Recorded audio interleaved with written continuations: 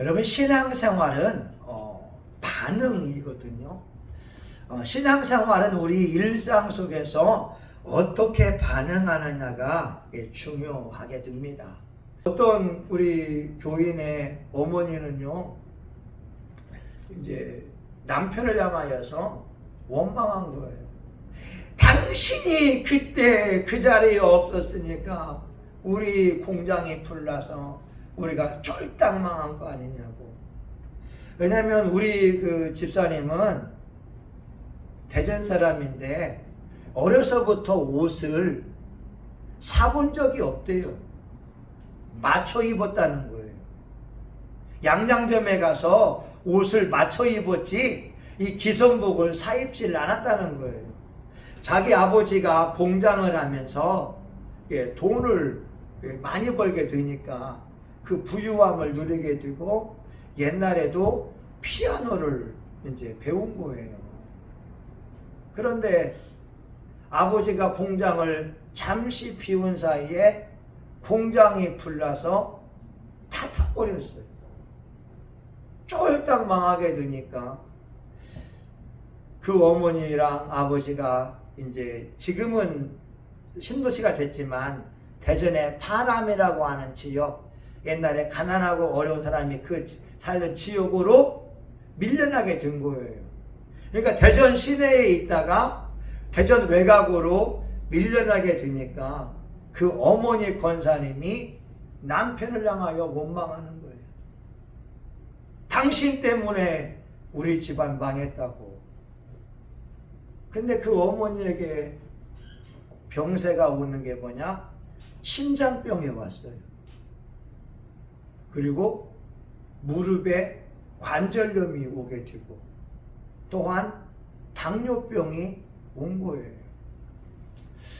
의사들은 말하거든요. 심인성 질환이라고 마음에서 비롯되는 질병이 많대요. 그러니까 우리가 마음 먹기만 예쁘게 먹어도 건강할 수 있어요. 근데 그 어머니 권사님은 남편을 향하여서 못마땅한 마음, 그리고 꼭 입만 열면은 그때 당신 때문에 우리 공장 불나가지고 이걸 하니까 그 어머니가 죽을 때에도 질병으로 고통당하다가 죽었다고 하는 거예요. 우리 일반적인 모습이지 않아요. 불났을 때, 재산을 다 잃었을 때 우리가 보여주는 모습이었어요. 근데 어떤 집사님은요, 양계장을 했어요. 수천 마리의 닭을 키우게 됐는데 남편이 자리를 비운 사이에 불이 났어요. 모든 가축이 다 죽었고 비닐하우스가 다 타버렸어요. 동일하게 남편이 출타 중이었어요. 근데 남편이 집에 돌아오니까 아내가 말합니다. 여보 고마워. 당신이 집에 없던 것이 너무나 고마워. 당신이 만약에 집에 있었으면 불 끄러 양계장에 들어가서 불 끄다가 또 어떤 일을 당할 줄 모르는데 당신이 없었기 때문에 살아있으니 고마워. 다시 시작하면 되지. 이 똑같은 사건이란 말이에요. 근데 한 권사님은 원망하다가 질병 걸려서 예수 안의 평강을 누리지 못하고 죽었고, 한 사람은 똑같은 상황 속에서 감사하게 되고 남편을 위로하고 격려하고 다시 재기하게 되었다는 거예요. 신앙생활은 반응입니다. 하나님은 저와 여러분에게 복을 주시기를 원하세요. 그래 민수기 6장 24절 보게 되면 여호와는 내게 복을 주시고 여호와는 그 얼굴을 내게 비추사 은혜 베푸시기를 원하고 여호와는 그 얼굴을 내게로 향하여 주사 평강 주시기를 원하노라 할지니라 하라. 아론과 그 아들들은 이스라엘을 이와 같이 축복할지니 내가 복을 주리라. 이 하나님의 약속의 말씀은 그의 자녀들이 복을 받기 원하고 평강을 누리기를 원하고 하나님은 은혜 베풀기를 원하시는 거예요. 근데 신앙생활 하다 보게 되면 누구는 진짜 은혜 받고 일생이 룰루랄라 하잖아요. 근데 어떤 사람은 예수님 믿어서 왜 내 인생의 고난이 끝이 없냐고 이렇게 말하는 사람이 있단 말이에요. 오늘 욥을 보게 되면요, 욥의 재산이 양이 7,000마리였어요. 여러분, 이게 양 7,000마리가 별로 아닌 것처럼 보이지만 지금도 양 7,000마리면 어마어마하고, 낙타가 3,000마리였어요. 3,000마리. 그리고 소가 500결이, 암나귀가 500결이, 그 중동 지역의 대부호였다는 거예요. 근데 그 많던 재산을 다 빼앗기게 됐어요. 물질적으로 고통을 당했지요. 또한 10명의 자녀들이 있는데 태풍이 불면서 집이 무너지는 바람에 10명이 압사당한 거예요. 오늘 본문이 그 얘기인 거예요. 10명의 자식이 죽은 다음에 와서 종이 와서 보고하기를 19절 나만 홀로 피양고로 주인께 고하러 왔습니다. 참 기가 막힌 이 상황 속에서 욥이 보여주는 행동이 뭐냐? 20절 보면 같이 봅니다. 20절 시작. 욥이 일어나 겉옷을 찢고 머리털을 밀고 땅에 엎드려 경배하며. 욥이 보여주는 행동은요, 하나님 앞에 자숙하고 예배드리는 모습을 보여준 거예요. 일어나 겉옷을 찢고, 옷을 찢는다고 하는 것은 내 마음을 찢는다고 하는 것이고, 옷을 찢는다고 하는 것은 하나님 앞에 회개한다고 하는 표시거든요. 내 삶이 뭐가 문제가 있었기 때문에 그 많던 재산과 눈에 넣어도 아깝지 않을 자녀들이 몰살당한 거 아니냐? 이건 분명히 내 죄의 결과이다. 그러면서 옷을 찢었다고 하는 거예요. 머리털을 밀고 회개한다고 하는 거죠. 내 죄입니다. 그러니까 우리는 어려움 속에 처하게 되면 사람들의 반응은 하나님, 왜 나만 가지고 이렇게 힘들게 해요? 하나님, 내가 뭔 죄가 있다고 날 이렇게 힘들게 하세요? 원망하는 사람들이 90% 이상이라니까요. 목사님들도 예외 아니에요. 삶에 어려움이 오게 되면 이건 심지어 여러분 이거 있잖아요. 주먹 이거 하잖아요. 하나님 앞에 주먹까지 올리면서 있으면 나와 보라고. 이게 우리 사람들의 모습이라니까요. 근데 여러분, 하나님 앞에 욕설을 하고 주먹을 날린들 그것이 해결책입니까? 안 된다는 거예요. 그렇게 해서 해결한다면 욕해야 되지요. 하나님이 우리에게 원하시는 것은 그런 반응이 아니었다는 거예요. 욥이 보여준 것은 겉옷을 찢고 머리털을 밀고 엎드려 경배하며 하나님을 예배하는 거예요. 여러분, 속울음 아세요? 속울음. 사람이 슬프면 겉으로 울어요. 근데 속으로 우는 울음도 있어요.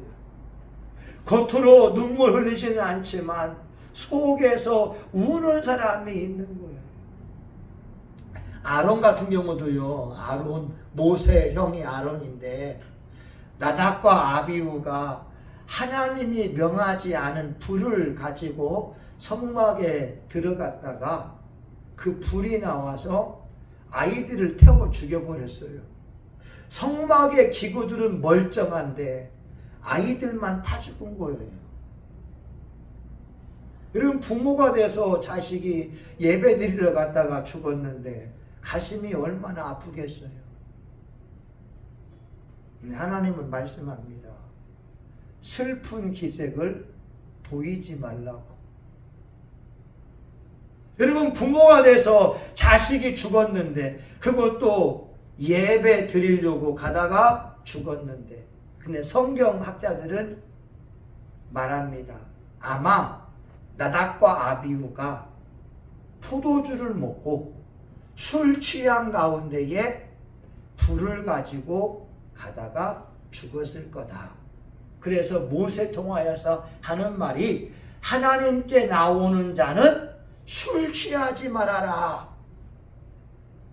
근데 여하튼 원인이 어떻든 간에 부모 입장에서 그 귀한 자녀가 하루아침에 죽었을 때 얼마나 가슴이 아프겠어요. 하나님은 냉정합니다. 네 자식이 죽었지만 죄로 인하여 죽는 것에 대하여 슬픈 기색을 보이지 말아라. 어떤 사모님에게요, 연락이 왔어요. 자기 딸들이 아프리카에 갔는데 그 딸이 원인을 모르게 힘이 없는 거예요. 딸 2명이 갔는데, 아니 둘째 딸은 완전히 이렇게 그로키 상태, 완전히 녹초가 돼가지고 아무 의욕을 없는 거예요. 힘이 없어요.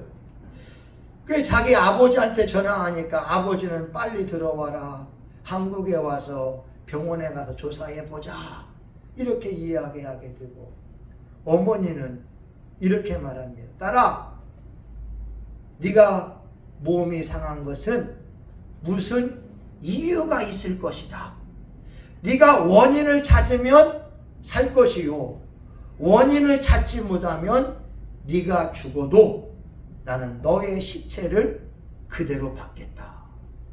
그의 아버지는 사랑이 많아서 빨리 와서 한국의 병원 가자. 그의 어머니는 냉정하지 않습니까?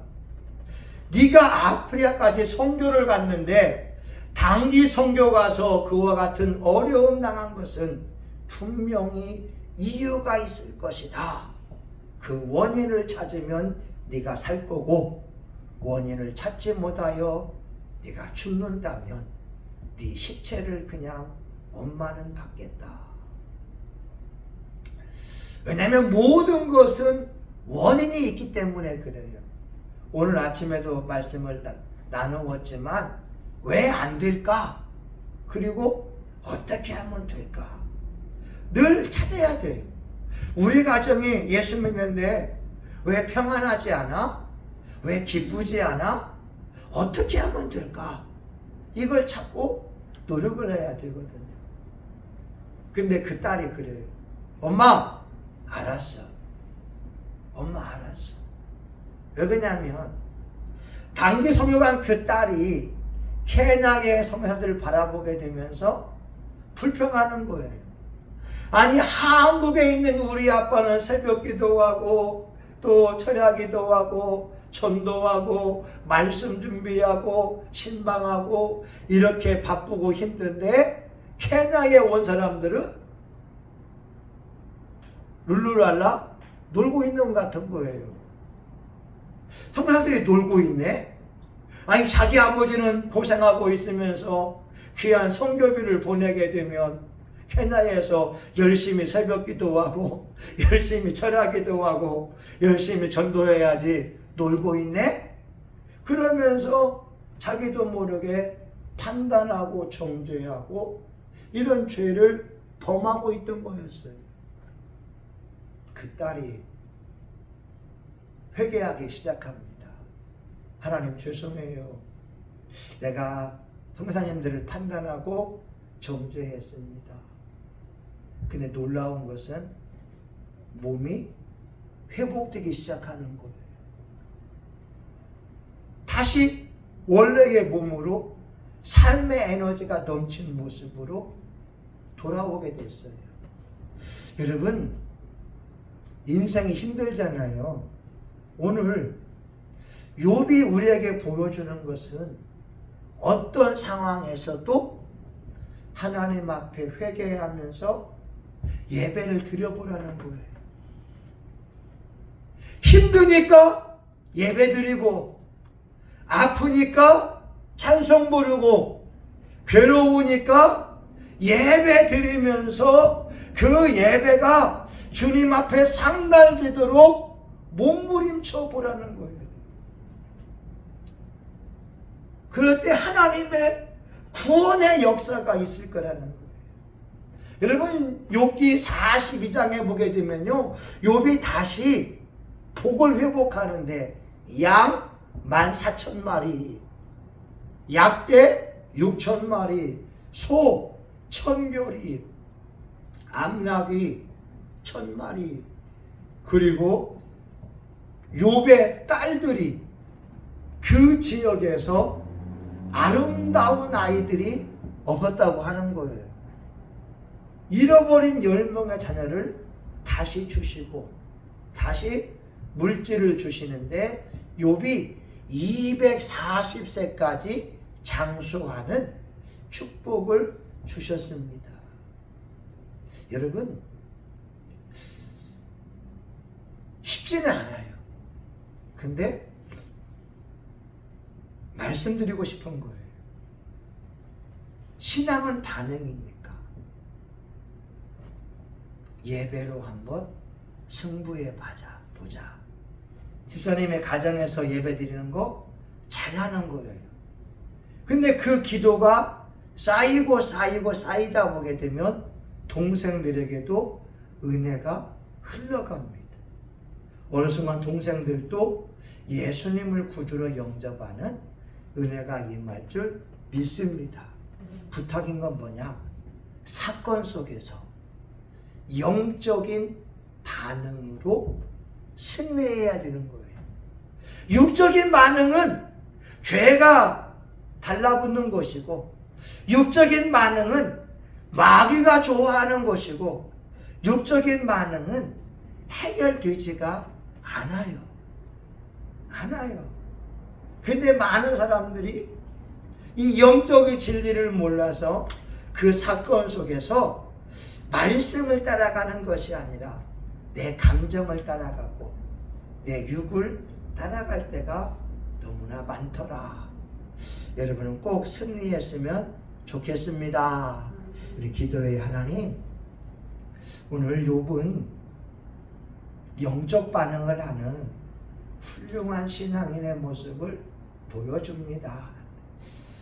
하나님, 자녀를 잃었을 때 부모의 마음이 얼마나 아프고 그 많던 재산을 잃어버리고 가난하게 되었을 때 얼마나 마음의 아픔과 고통이 있었겠고, 또한 그 몸에 욕창을 나를 때에 하나님 얼마나 힘들었겠습니까? 그럼에도 불구하고 욥은 입술로 원망하지 않고 하나님을 향하여 감사하며 경배하였다고 말씀하오니, 우리 사랑하는 교우들 삶의 순간순간마다 하나님의 말씀을 기억하고 하나님의 말씀대로 나를 바꾸어내서 승리할 수 있도록 축복하여 주옵소서. 예수님의 이름으로 기도합니다. 아멘. 여러분, 한번 기도하기 원해요. 제가 변화받은 게 뭐냐? 나를 바꿔내자. 제가 얘기했던가요? 옛날에 우리 사모님 전화통화 20통화하게 되면 전화를 안 받아요. 진동이나 무음으로 바꿔놔가지고. 우리 박기사님도 만약에 박일남씨 20통화 하는데 일남씨가 전화를 안 받으면 집사님 마음이 좋을까요? 나쁠까요? 나쁘죠? 그때 집사님의 반응이 중요한 거예요. 일남 동생을 향하여서 미워하거나 아니면 원망할 게 아니라 하나님께서 왜 이 사건을 만들었을까? 하나님이 왜 일람이가 전화를 받지 않을까? 그 사건 속에 하나님을 개입하고 집사님이 하나님의 뜻을 안다면 반응하는 것이 달라질 거라는 거예요. 근데 그 가운데 집사님이 영적인 성장이 이루어지고 놀라운 기적의 역사가 일어날 줄 믿습니다. 우리 주여 한번 하고 같이 기도해요. 주여! 하나님 아버지, 영적 반응에 대하여서 말씀을 나누었습니다. 아버지, 많은 사람들이 사건 속에서 아버지 마음이 불편하면 돌아지고, 마음이 불편하면 짜증을 내고, 마음이 불편하면 원망을 하고, 하나님 툭툭 내뱉는 말이 죄 악의 뜻만 할 때가 너무나 많이 있어요. 그러나 하나님, 우리는 이 사건 속에서 아버지 욥이 영적 반응함으로 하나님의 기적을 끌어당기고, 하나님의 축복을 끌어당기고, 하나님의 능력을 끌어당기고 간증의 주인공이 되는 것을 우리가 배웠사오니, 아버지 하나님이여, 기적은 내 안에 있습니다. 아버지 하나님, 영적 반응하는 것이 중요합니다.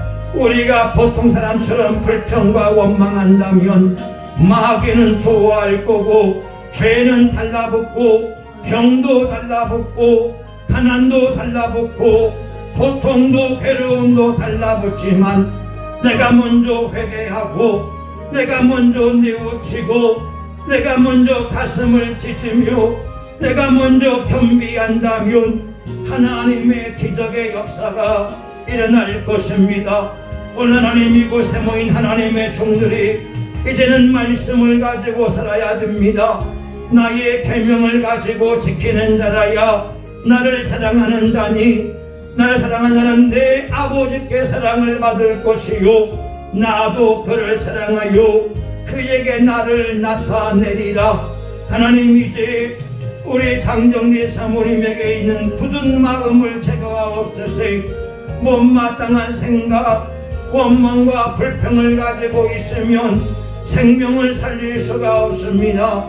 굳은 마음을 내려놓고 축복하는 마음을 주시기 원합니다.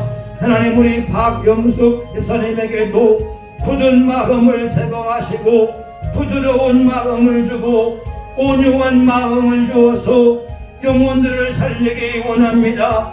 성령의 열매는 사랑과 희락과 화평과 오래 참음과 자비와 양성과 충성과 온유와 절제입니다. 우리가 말씀을 의지할 때 성령님이 역사합니다. 우리가 말씀을 붙잡을 때 성령께서 역사하며 천군 천사가 도와줍니다. 하나님, 기가 막힌 놀라운 수렁에서도 우리를 하나님은 구원하실 수가 있습니다. 우리가 주의 얼굴을 구하오니 아버지 도와주시옵시고, 우리 성신교회의 삶을 통하여 하나님 생명 구원의 역사가 일어나기 원합니다.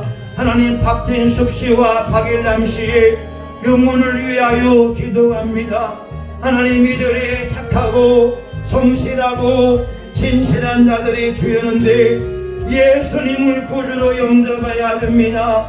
하나님을 믿지 않는 것처럼 하나님, 중한 죄가 어디 있겠으며 예수님을 나의 구주로 영접한 사람처럼 축복의 사람이 어디 있겠습니까? 하나님 아버지, 박진숙 자매나 우리 박일남 씨가 예수님을 구주로 영접하게 도와주시고, 하나님이여, 성신교회의 기둥이 되어 이들이 권사가 되어지고 이들이 장로가 되는 은혜가 임하게 하여 주시기를 원합니다. 하나님 아버지, 박사님의 기도로 말미암아 온 가족이 구원함을 받으며, 온 가족이 성령을 받으며, 온 가족이 세임 얻는 구원의 역사가 일어나게 도와주시기 원합니다.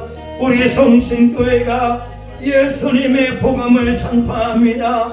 저와 우리 사모님이 말씀을 가지고 인내하며 기도하며 감사하며 왔사오니, 주여 역사하시기 원합니다. 주여 역사하시기 원합니다.